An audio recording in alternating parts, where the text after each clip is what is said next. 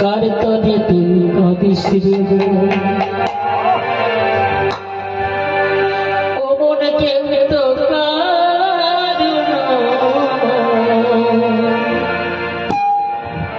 কার তরে তুই কাঁদিস রে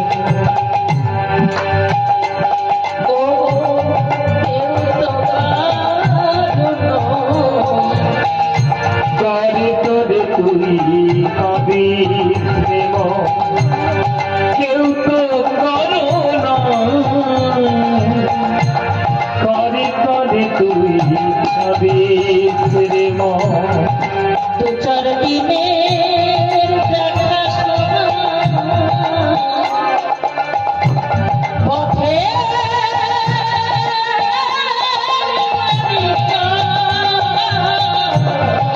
দু চার দিনের দেখা শোনা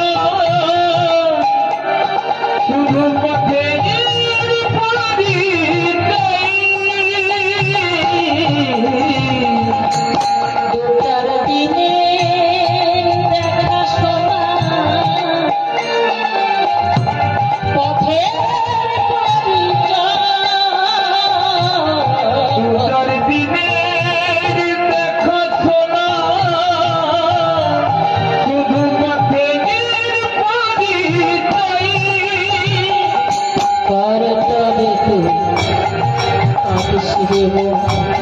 কেউ তো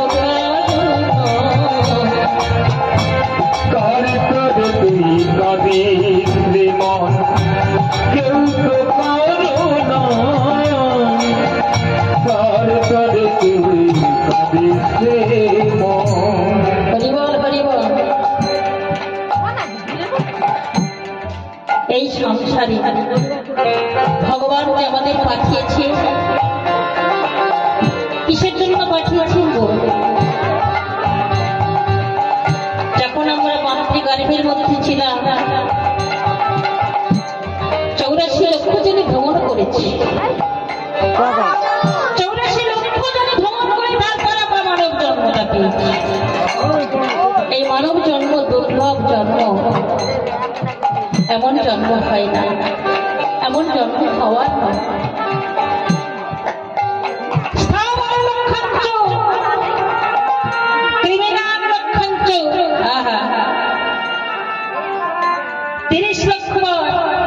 আমরা কি করেছি? পক্ষী জনিতে জন্ম নিয়েছি, বৃক্ষ জনিতে আমরা 20 লক্ষ বার জন্ম নিয়েছি।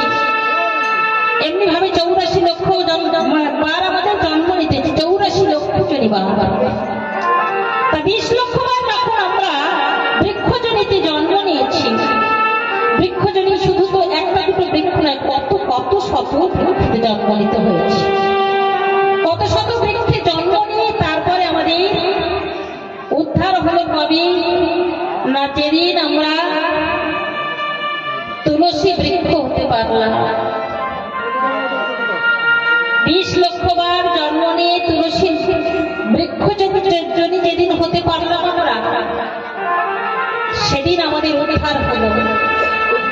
কেননা তুলসী বৃক্ষ জনি হয়ে তুলসী পত্র যেদিন প্রভুর সেবায় লাগলো,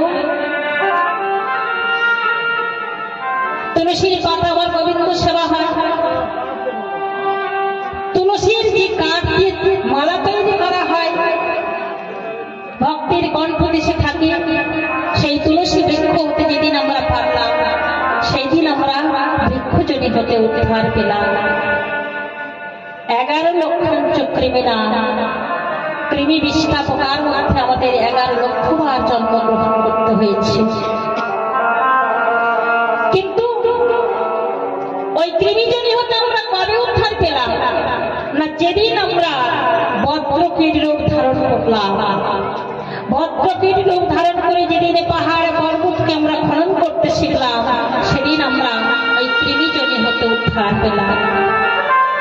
9 লক্ষাঞ্চ জলচ 9 লক্ষ বার আমাদের মেনজনিতে জন্ম নিতে হয়েছে। কিন্তু মেনজনি হতে আমরা উদ্ধার পেলাম কবে? না যেদিন আমরা শঙ্খজনি ভ্রমণে করিলাম। শঙ্খজনি ভ্রমণে করিলাম।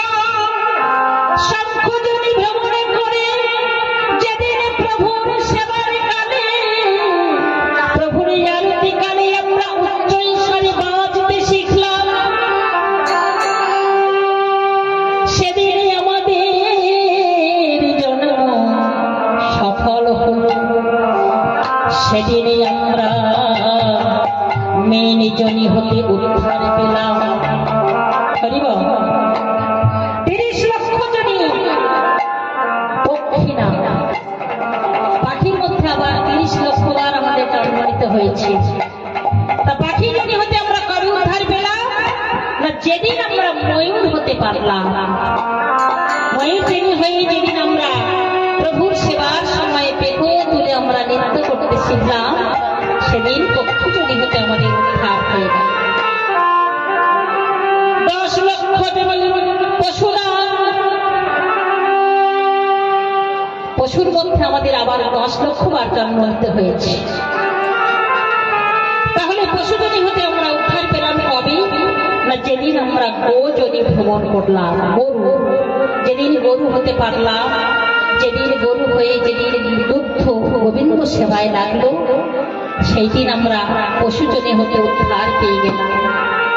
4 লক্ষাধিক মানবা, মানবের মতো মানব হতে হলে আরো 4 লক্ষ বার জন্মগ্রহণ করতে হবে। তাই সেই 84 লক্ষ জনে ভ্রমণ করে তারপর আমরা মানব জন্মটা পেলাম। হরিবল হরিবল। তাহলে আমাদের কাজ কি? না আমাদের দেহের মধ্যে আছে 6টা রিপু। 6টা রিপু আছে, কাম ক্রোধ লোভ মোহ মদ মাৎসর্য। এই 6টা রিপুর কাজ কি গো? আমরা যে ভাবে এসেছি শুধু আমার আমার আমার আমার করছি, ধর আমার ঐশ্বর্য আমার, এই শুধু আমার চিন্তা করছি। আমরা সংসারের কত কর্ম করছি, অক্লান্ত পরিশ্রম করছি, সমস্ত দিন খাচ্ছি,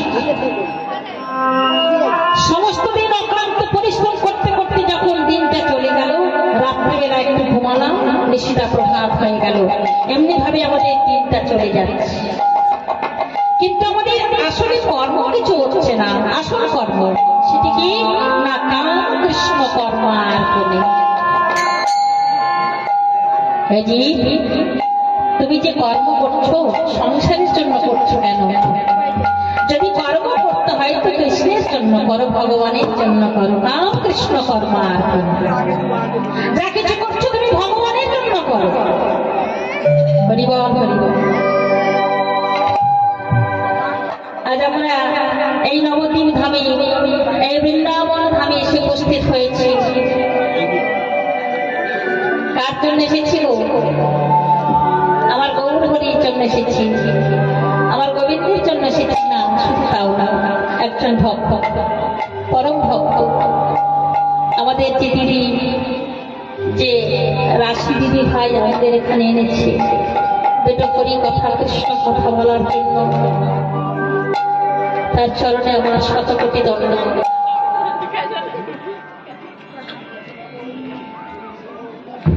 রাশি দিদি একজন দুঃখিনী, বড় দুঃখিনী। তিনি কিন্তু সার চিন্তা করেছেন যে এ জগতে কেউ কারুর নয়, সঙ্গে কিছু যাবে না। তাই তিনি কিছু উপার্জন করেছেন গোবিন্দ সেবার জন্য।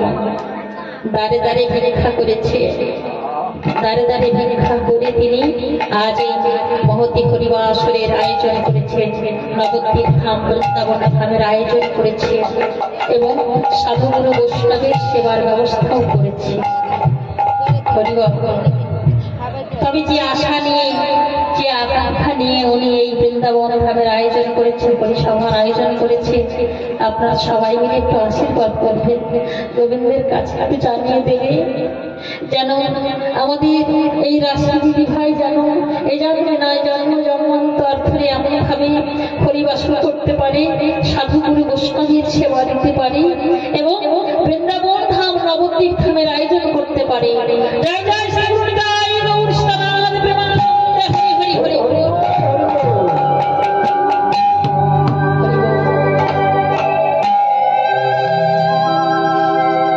তাহলে দেখো, অনেক অনেক টাকা পয়সা থাকলে এমন পরিবেশন হয় না। সবচেয়ে বড় কথা হলো মনটা থাকা চাই। তাই তো আমাদের দিদি ভাইয়ের মন আছে বলে এমন একজন ব্যক্তি তিনি একটা বৃন্দাবন ধামের আয়োজন করেছেন। মনটা কত বড়! কাম কৃষ্ণ কর্মার পরে যদি কিছু কর্ম ভগবানের জন্যই করে।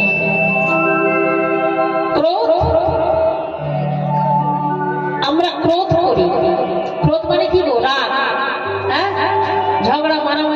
ক্রোধ ক্রোধ করতে হয় তো কার সঙ্গে ক্রোধ করতে হবে?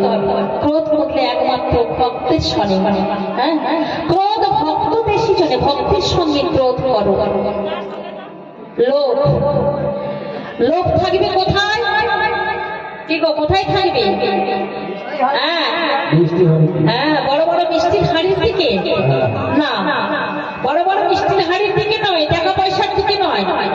লোভ থাকবে সাধু সঙ্গে হরি কথা, সাধু সঙ্গে হরি কথা। তাহলে রাম কৃষ্ণ কর্মার্পণে, ক্রোধ ভক্ত দেশি জনে, লোভ সাধু সঙ্গে হরি কথা। এমনি ভাবে ভগবান আমাদের এই জন্য পাঠিয়েছে পৃথিবীতে। কিন্তু আমরা পৃথিবীতে এসে কি করছি? শুধু আমরা চিন্তা করছি যে আমরা কি করে একটু গাড়ি বাড়ি করবো, একতলা থেকে 14তলা পর্যন্ত পাকা বাড়ি করবো, এই চিন্তা আমাদের। হ্যাঁ, এই চিন্তা করেই আমরা চলেছি, সমস্ত দিন খাচ্ছি, অক্লান্ত পরিশ্রম করছি। দেবে গেল মিছে কাজে, রাত্রি গেল নিতে, দেরি গেল মিছে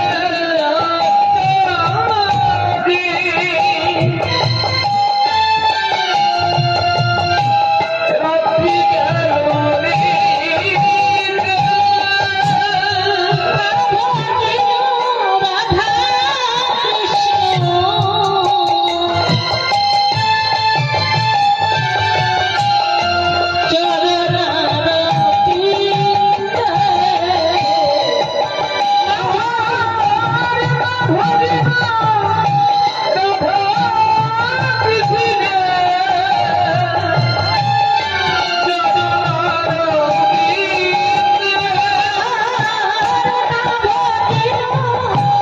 রাধা কৃষ্ণ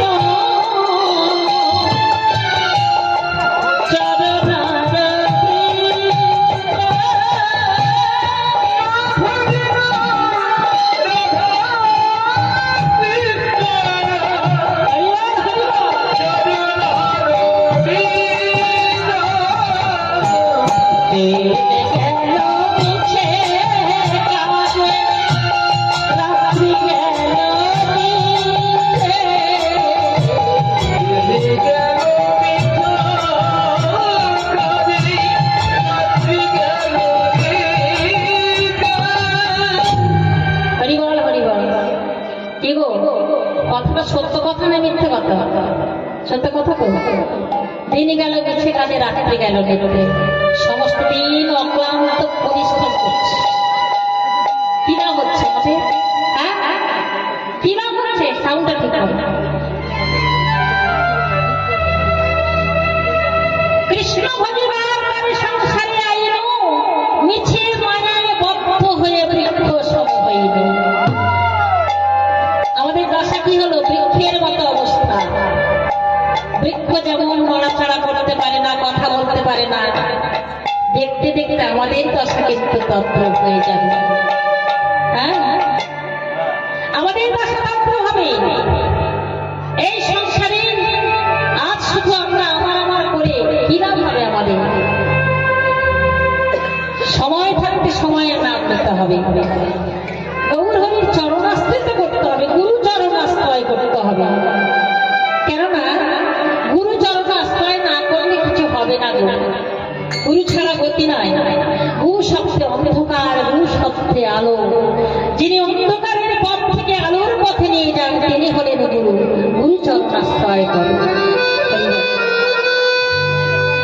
তাই তো গৌর হরি এসেছেন আমাদের জন্য। গৌরঙ্গ সুন্দর প্রেমে গর গর ভ্রময় যমুনা তীরে। আমার গৌর হরি কি করছে? সমস্ত পারিষদগণকে সঙ্গে নিয়ে তিনি ওই সুরধরির ধার দিয়ে থাকতে চলেছে। হরিবল হরিবল, সবাই দর্শন করছে। ওই দেখো গৌর হরি চলেছে সুরধরির কিনারা, আমার সোনার গৌর নেচে যায়। নাগরী গো সুন্দর গৌরাঙ্গরা, সুরধরির কিনারা, সোনার গৌর নেচে যায়। নাগরী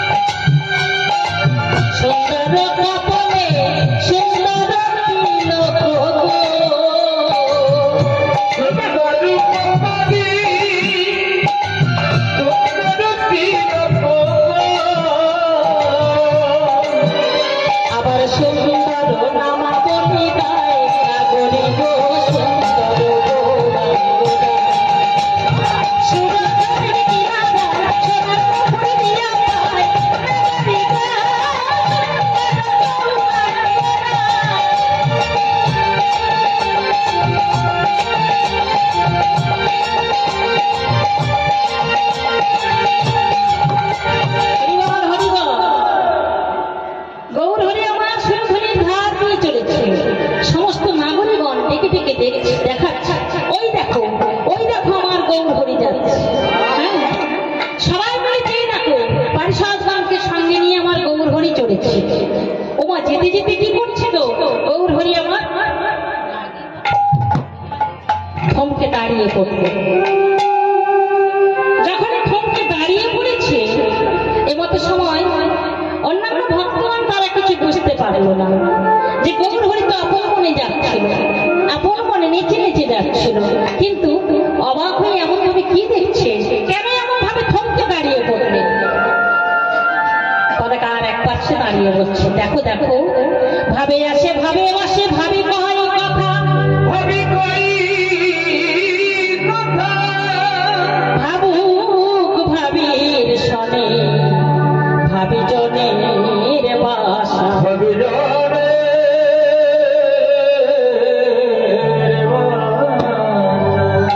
হরিবল হরিবল। ভাবে আসে ভাবে বসে ভাবে কয় কথা। আমার গৌর হরি কোনো কিছু বলছে না, শুধু নির্বাক নিষ্পন্দে আমার গৌর হরি অনেক ক্ষেত্রে ওই সুরধ্বনির দিকে তাকিয়ে আছে, গঙ্গার দিকে তাকিয়ে আছে, কিছু বলছে না। তাই বলছি, পতাকার বলছে, দেখো দেখো গৌর হরি কি দেখছে, আমরা তো কিছু বুঝতে পারছি না। পতাকার এক পাশে দাঁড়িয়ে বলছে, এরা সরসি বিনে আনে না জানে, রসিদি বিনে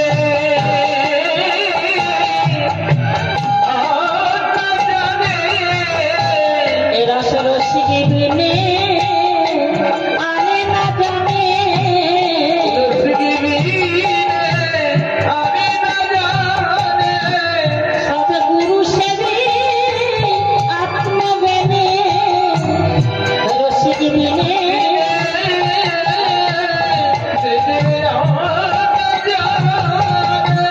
সদগুরু সেবে আত্মবেনে, এরা সরসি বিনে আনে না জানে,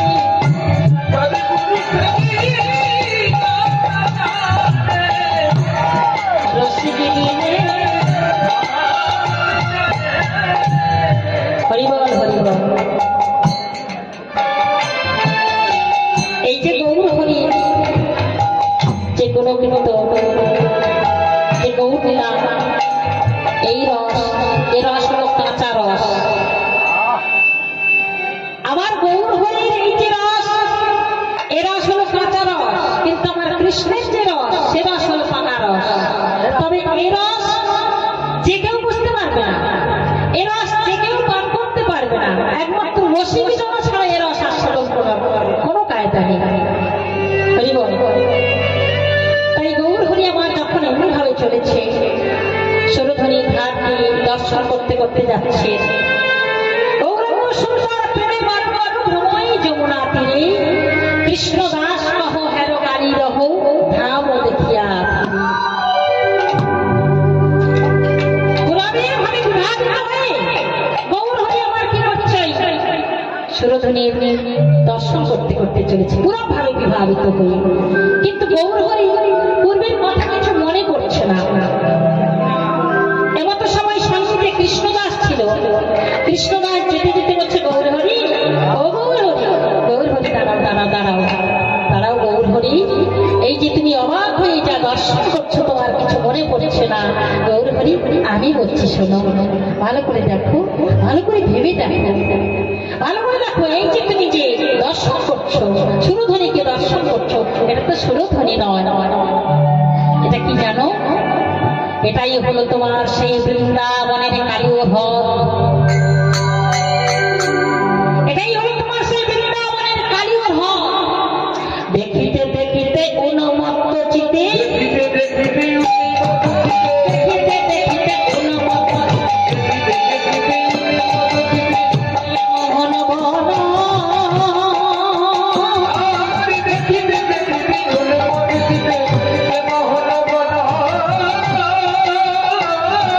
কৃষ্ণদাস কহ হেরে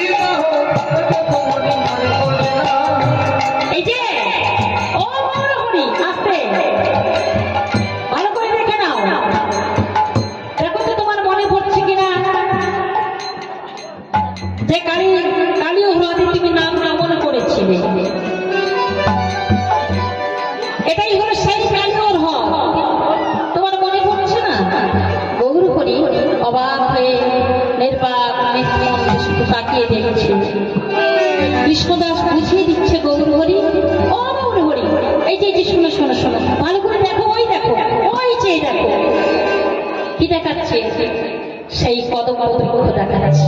ওই দেখাচ্ছি না, এই যে কদম্ব তরু পরে, এই তো কদম্ব তরু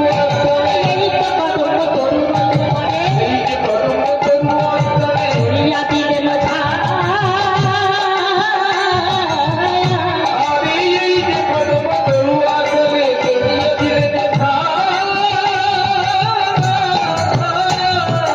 এথা শিশুকুল কাঁদিয়া আকুল শুধু মনহের গান, মনহের গান। গৌর হরি, ও গৌর হরি, আস্তে আস্তে আস্তে গৌর হরি দর্শন করছে, দেখাচ্ছে। দেখো, এই হলো সেই কদম্ব বৃক্ষ, যে কদম্ব বৃক্ষে উঠে তুমি যখন যমুনায় ঝাঁপ দিয়ে পড়েছিলে, তোমার সে কথা কি মনে পড়ে না গৌর হরি? ভালো করে চিন্তা করে দেখো, তুমি ভালো করে চিন্তা করে দেখো গৌর হরি, যখন তুমি কদম্ব বৃক্ষে উঠে তুমি কালিন্দীর বিস্ময় জলে ঝাঁপ দিয়েছিলে, তখন কি হয়েছিল জানো গৌর হরি? তুমি তো জানো না, তোমার তো কিছু মনে পড়ছে না। বলে সে কথা কি তোমার মনে পড়ে না?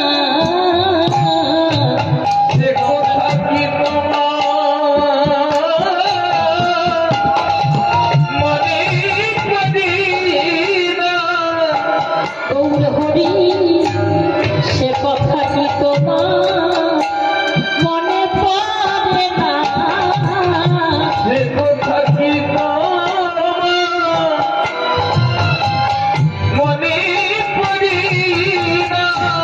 না হয় একটি যুগ বলে গেছে, সে কথা কি তোমার মনে পড়ে না?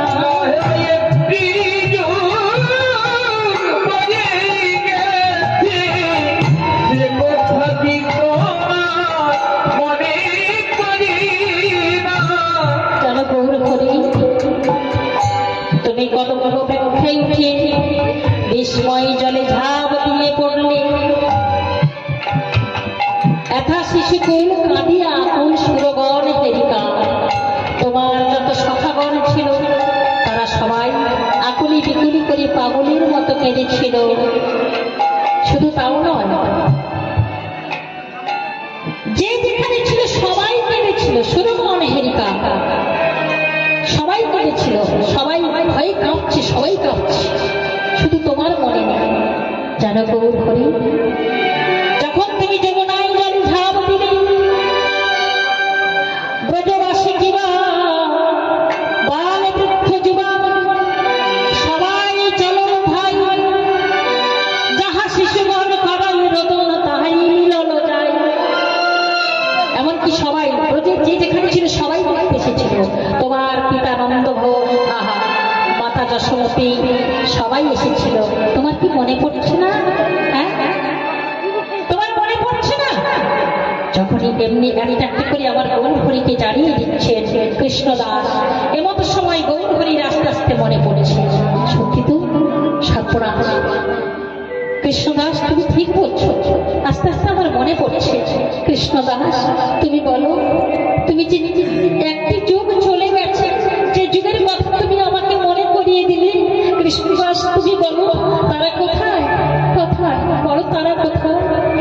কাহা মোরে মাতা সীতা মাটি সখা, কাহা মোরে মাতা সীতা মাটি সখা, কাহা মোরে গোপী গহন,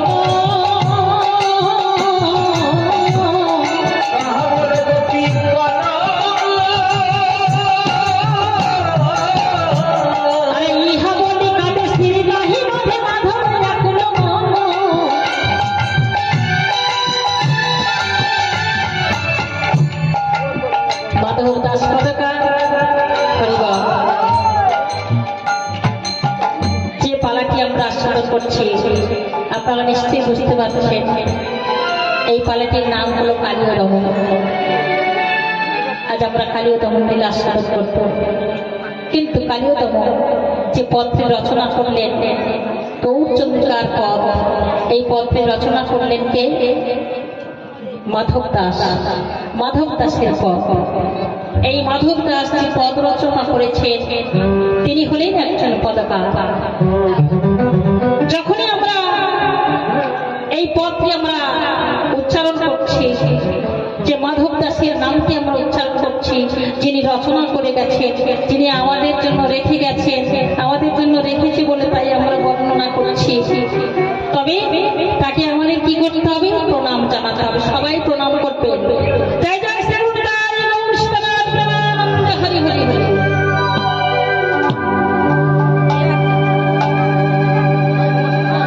পদকার পদ রচনা করেছি। পদকারীর নাম উচ্চারণ করলে আমাদের কি করতে হয়? মাথাটা নত করতে হয়, প্রণাম করতে হয়। কেননা তিনি যে কত বড় ভাগ্যবান, তিনি আজ পদ রচনা করেছেন বলে আজ আমরা বর্ণনা করছি এবং আস্বাদন করছি। তাই মাধব দাস পদকার তিনি কি করলেন? ইহা বলি কাঁদে স্থির নাহি বাঁধে মাধব আকুল মন। মাধব দাস পদকার তিনি আর ধৈর্য রাখতে পারছেন না। তিনি এক পাশে দাঁড়িয়ে দাঁড়িয়ে বলছে, হে গৌর হরি, হে গৌর হরি, তুমি আমায় কৃপা করো, করুণা করো, তোমার কারণে আমার এই মিনতি, আমি এই জন্মে নয়, জন্মে জন্মে যেন তোমার এই পদ রচনা করতে পারি, করতে পারি।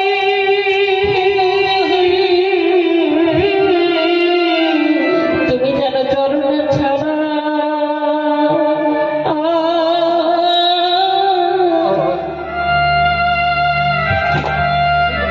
চরণ ছাড়া করো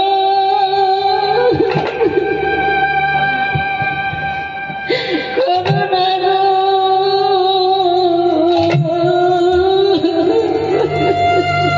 হে গৌরী হরি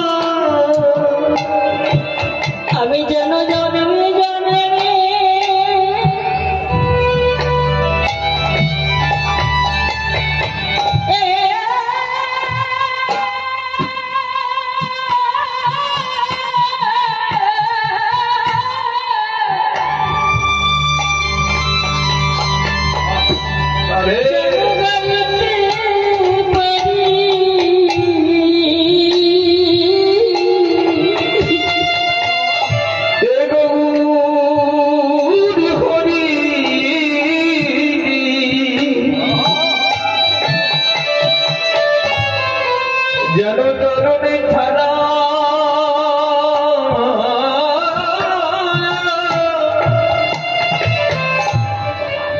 তরুণী ছাড়া কোনো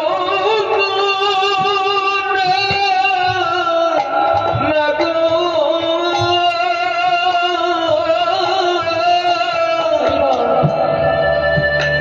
দেখো,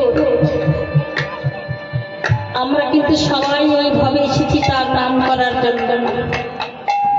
আজ যে কীর্তন আমরা আস্বাদন করছি, যিনি পদকার পদ রচনা করেছে, আমাদের সবাইকে আপনারা সবাই মিলে জানিয়ে রাখুন, সবাই মিলে তার চরণে জানান যে হে গৌর হরি, আজ যে তোমার কথা আমরা আস্বাদন করছি, তোমার গুণানুগুণ কীর্তন আমরা আস্বাদন করছি, যে পদকার আমাদের জন্য দিয়ে গেছে, আমাদের সবাইকে তার চরণে প্রণাম রাখা দরকার আছে, প্রণাম করা দরকার আছে। কেননা তিনি যে ধন্য, যে গৌর মনোকীর্তন বর্ণনা করেছে, তিনি হলেন ধন্য। তার চরণে সবাই প্রণাম জানান, সবাই বলুন যে হে গৌর হরি, জন্মে জন্মে যেন আমরা এই হরিনাম সংকীর্তন আস্বাদন করতে পারি, হরিনাম সংকীর্তন গাইতে পারি। শুধু যে